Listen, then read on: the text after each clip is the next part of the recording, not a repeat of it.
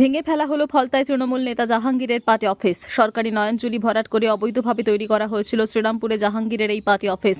Party অফিসের ভেতরে একের পর এক বিলাসবহুল রুম। প্রত্যেকটি রুমের দরজা ভেঙে ভেতরে প্রবেশ করে উন্মত্ত জনতা। উদ্ধার হয় বিপুল পরিমাণে সরকারি ত্রাণ সামগ্রী। কার্যালয়ের ভেতরে ভাঙচুর করা হয় একের পর এক রুম এবং রুমের ভেতর থাকা এসি, টিভি, টেবিল, চেয়ার, আলমারি, কম্পিউটার, নানা সামগ্রী। মূলত দীর্ঘদিন ধরে জাহাঙ্গীর এবং তার বাহিনীর হাতে অত্যাচারিতদের ক্ষোভ আছড়ে পড়েছে শ্রীরামপুরের এই জাহাঙ্গীরের পার্টি অফিসে।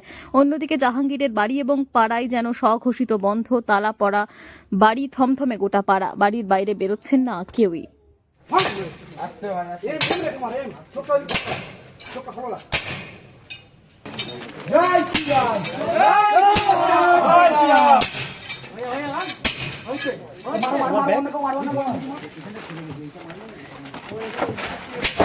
कार्तिक पान के तुल ले कार्तिक के आज के হবে আজকে কি হবে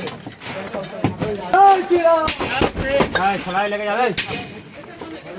ছাড়া করা হয়েছিল, মিথ্যা মামলা যাদের উপরে দেওয়া হয়েছিল, সেই সমস্ত রাগের বহিঃপ্রকাশ একেবারে জাহাঙ্গীর খান গ্রেপ্তারের পরে তার দলীয় কার্যালয় যেমন জনরোষ আছড়ে পড়ে, ঠিক সেই ছবি আমরা দেখেছি।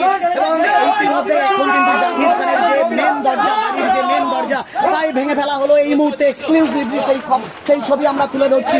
একেবারেই যে জাহাঙ্গীর খানের মেন গেট, তার কোলাপসিবলের গেট, সেই গেট ভেঙে ফেলা হলো এবং উত্তেজিত জনতা তার বাড়ির মধ্যে প্রবেশ করছে।